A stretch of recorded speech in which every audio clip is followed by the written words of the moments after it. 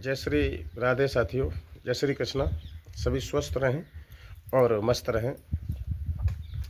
जो भी हमारे व्यूवर्स फॉलोअर्स हैं, जो भी हमारे प्रशंसक हैं, आइए मुड़ते हैं एक नई दृष्टांत की तरफ, जो हमने खुद गाया भी है कैसेट में, और वही अब कथाओं की प्रक्रिया हो गई है। आइए एक राजा के यहाँ बड़ा धूमधाम से कथा का प्रस्ताव रखा गया, तो महाराज ने जवाब दिया कि अच्छे से ब्राह्मण वृंदावन से बुलाए जाएं। अब वृंदावन, मथुरा, नंदगांव, बरसाना ये तो विख्यात है, बड़ा पवित्र तीर्थ स्थल है। आज भी वहाँ के वक्ताओं को हम लोग सम्मान करते हैं और उनसे कथा कराते भी हैं। तो महाराज ने एक ब्राह्मण देवता को बुलाया, बड़े अच्छे तरीके से उन्हें कथा लिखवाई। बड़े शुभ लग्न मुहूर्त देख करके, पांचांग देख करके वेद विधान से कथा को रखा गया। तो पंडित जी कथा कहने आए। अब राजा वाली बात, राजा तो राजा। कथा को चलते चलते चौथा और पंचम दिवस व्यतीत हुआ। पंचम दिवस व्यतीत हुआ, बड़ी लंबी चौड़ी भीड़ लगी है। बड़े श्रोता जो भी अच्छे विचारों के हैं वो उमड़ रहे हैं। भागवत, जिसके अंदर भाव होता है वो भागवत सुनने जाते हैं और भाव से ही भागवत करा पाते हैं लोग। श्रोताओं, बहुत लंबी चौड़ी भीड़ लगी हुई है। अकस्मात उसी मध्य में, उसी बीच में एक बहुत सुंदर लड़की आ गई, जिसके रूप की प्रशंसा हम क्या करें। पीछे पांडाल के खड़ी हो गई, जहाँ लोगों की नज़र पड़ी तो पंडित जी की तरफ कथा सुनने को ध्यान नहीं रहा। एक ने दूसरे से कहा, दूसरे ने तीसरे से कहा, तीसरे ने चौथे से कहा, सबकी नज़र उस लड़की पर पहुंच गई। अब पंडित जी भागवत कह रहे हैं, उधर तो लोगों ने अपनी पीठ कर ली और चेहरा लड़की की तरफ कर लिया। अब पंडित जी ऊपर से चिल्लाने लगे, बोले क्या कर रहे हैं आप लोग, वो एक कन्या है, उसको सम्मान के सहित लाइए और यहाँ बैठाइए। महाराज ने आदेश दिया और अपने मंत्री से कहा, भाई मंत्रीवर एक काम करो, जाओ और जो वो पीछे लड़की खड़ी हैं उसे ले आओ और बढ़िया सा आसन उसके लिए डालो और डालने के बाद उन्हें यहाँ बिठाओ। साथियों, महाराज के बड़े सुंदर विचारों के वचन सुनने के बाद में मंत्री गया और उसने हाथ जोड़े रिक्वेस्ट की। बोले आपको महाराज ने कहा है कि आप अच्छे से आसन पर बैठिए और चलिए। अब देखिए, लड़की ने स्पष्ट मना कर दिया, जवाब दिया, हम वहाँ बैठने नहीं आए हैं, हम केवल कथा कहते हैं और कथा अगर कहने का मुझे आदेश मिलेगा तो मैं कथा कह सकती हूँ। मंत्री भागा, उसने महाराज से कहा, महाराज वो साधारण लड़की नहीं है, वो भी इस पंडित जी की तरह कथा कहती है। और पंडित जी की कथा जनता को इतनी पसंद थी, इतनी प्यारी थी, ऐसा लगता था ब्राह्मण देवता के मुखार बिंद से अमृत की वर्षा हो रही है।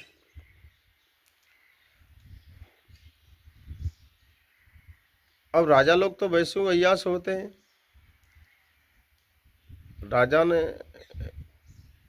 उसको भली बात निहारा और जवाब दिया, देवी जी इधर आइए, चलिए आप बैठिएगा उच्चासन पर। लड़की बोली, बैठने में नहीं आई हूँ, फिर मैं भी कथा कहती हूँ। क्या तुमने इस पंडित को कर लिया है, ये क्या जानता कथा कहना। अरे हमसे कराते, ये तुम्हारे यहाँ भीड़ है ना, इससे 10 गुनी भीड़ ज़्यादा होती। महाराज बोले, तुम क्या पंडित जी से अच्छी कथा कह लेती हो। बोले, पंडित जी क्या कथा कहेंगे हमारे सामने। हम जब कथा कहते हैं तो कम से कम हजारों लोग तो हमारे आँखों की तरफ ही देखते रहते हैं। जब हम आँखें चलाते हैं, भौं चलाते हैं और हाथ चलाते हैं और जब अपने दांतों से दोनों होंठ को दबा लेते हैं तो लोग झूम जाते हैं। अब महाराज तो मुग्ध हो गए। उस लड़की पर मेहरबान हो गए, दयावान हो गए। महाराज ने जवाब दिया, और कुछ कर लेती हूँ उसके बाद? लड़की बोली, हम कथा के साथ साथ नाचते भी हैं, बहुत अच्छा नृत्य करती हूँ। बोले, और कुछ कर लेती हूँ? बोले, फिर भी अगर आपका मन न भरे तो मैं शाम को तुम्हारी सेज भी सजाती हूँ, बहुत सुंदर सेज लगाऊंगी। महाराज बोले, बस हो गई कथा। बिना मतलब में पंडित जी पैसा भी ले जाएंगे, और भीड़ से क्या मतलब, भीड़ को तो अपना आनंद आ रहा है, आनंद हमें आना चाहिए। बोले, ठीक है। पंडित जी को मंच से उतार दिया महाराज ने, उस लड़की को उस पर बैठा दिया और उससे कहा, कथा कहो। तो लड़की ने जो भी गाना गाए, और गाना गाने के बाद में उसने नीचे उतर के नृत्य किया, तो महाराज मनमुग्ध हो गए। जवाब दिया, मैं आपसे खुश हूँ, आप जो मांगना चाहो मांग सकती हो, मैं वही दूंगा जो आप मांगोगी। लड़की बोली, पहले तरवाचा बोलो, बड़े आदमी हो तुम, राजा वाली बात है, पता नहीं कह के मुकर जाओ। बोले, आप जो मांगोगी वही दूंगा, वही दूंगा, वही दूंगा। अब वो लड़की क्या एक तरीका की वेश्या थी?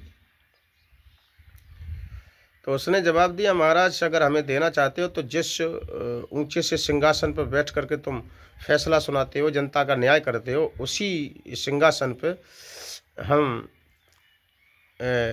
लेटन करना चाहती हूँ। अब राजा को ऐसा लगा कि पैरों तले जमीन खिसक गई हो, ऊपर की सांस ऊपर चढ़ गई, नीचे की नीचे रह गई, बेहोशी की हालत में डिप्रेशन में चले गए महाराज। और जब चले गए तो उस समय तक कुछ नहीं कह पाए, उससे ये कह दिया कि एक काम करो, आप अभी जाओ और अगले दिन छोड़ के तीसरे दिन आप आना, और जो भी आपने कहा है, जो मांगा है हमने, अब तुम्हें दिया है, वचन पूरा करेंगे। अब महाराज का खाना पीना सोना भी आराम हो गया। मंत्री चालाक था, मंत्री ने पूछ लिया, महाराज क्या बात है, आप खोई खोई रहते हो, कोई तकलीफ है तो अपने बताइए, और दुख कोई मुसीबत वाली बात है तो उसको कहने से थोड़ा वजन हल्का होता है, बोलिए। महाराज ने जवाब दिया, मंत्रीवर, हम अच्छे भले पंडित जी से कथा करा रहे थे, और इस लड़की के चक्कर में हम इतने पगला गए, इतने इसके वशीभूत हो गए, हम इस पे इतने आसक्त हो गए, जो सब कुछ लुटा बैठे, लेकिन ये लड़की नहीं, ये तो कोई रंडी और वैश्या लग रही है। क्या हुआ? हम इसमें मनमुग्ध हो गए, हमने इससे कहा, जो मांगना चाहती हो मांग लो। तो उसने ये जवाब दिया कि जिस सिंहासन पर बैठकर तुम न्याय करते हो, फैसला करते हो, पंचायत करते हो, उसी सिंहासन पर हम लेटन करना चाहते हैं। अब हम बचाएं तो बचाएं कैसे, हमारा तो धर्म भी जा रहा है और धन भी जा रहा है, दीन भी जा रहा है, तीनों चीज़ें जा रही हैं। और पंडित जी का अपमान हो गया, और अपमान करना किसी का ठीक नहीं। मंत्री जी बोले, घबराओ नहीं, हम देखते हैं। महाराज बोले, मंत्री बचा तो लेगा तू? बोले, घबराओ मत, आने दो।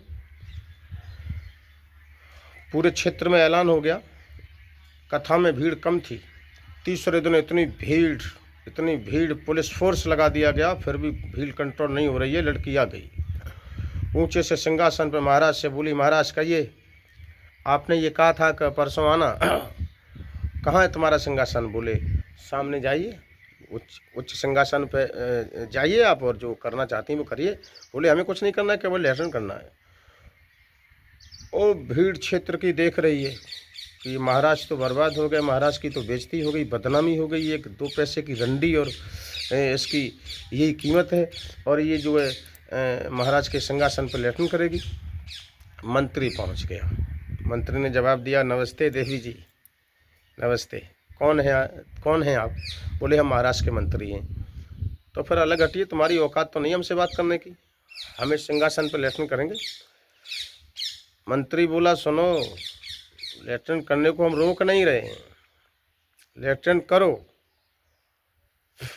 करो, शौक से करो, लेकिन पेशाब की एक बूंद निकल गई तो तुम्हें और तुम्हारे बच्चों को, तुम्हारे पति को फांसी लगवा दी जाएगी। बस एकदम से पैर पीछे पड़ गया। बोले, ये तो हमसे भी चालाक निकला। अब श्रोताओ, आप बताइए, अगर आप लेटरिन जाएंगे तो पेशाब तो करनी पड़ेगी। जवाब दिया, ये क्या बात रही? मंत्री ने जवाब दिया, और तुम्हारी क्या बात रही? तुम्हारी बात लेटन करने की है ना, करो, लेटन करो, लेकिन पेशाब की एक बूंद अगर गिरी तो तुम्हें और तुम्हारे परिवार को, तुम्हारे पति को फांसी लगवा दी जाएगी। ये हमारे महाराज का आदेश है। वैश्या ने दोनों हाथ जोड़ लिए, कहा माफ़ करना मुझे, मैं आई थी किसी उद्देश्य से, वो नहीं हुआ।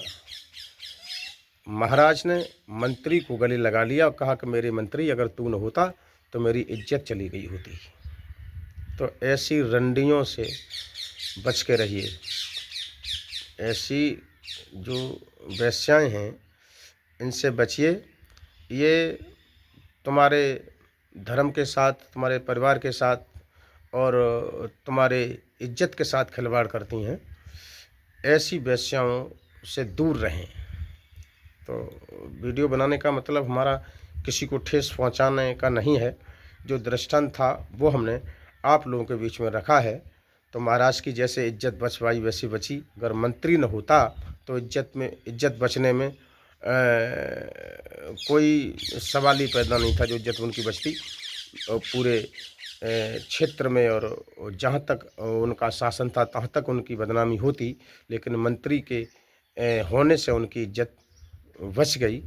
तो सभी को राधे राधे, जय श्री कृष्णा, जय श्री राम।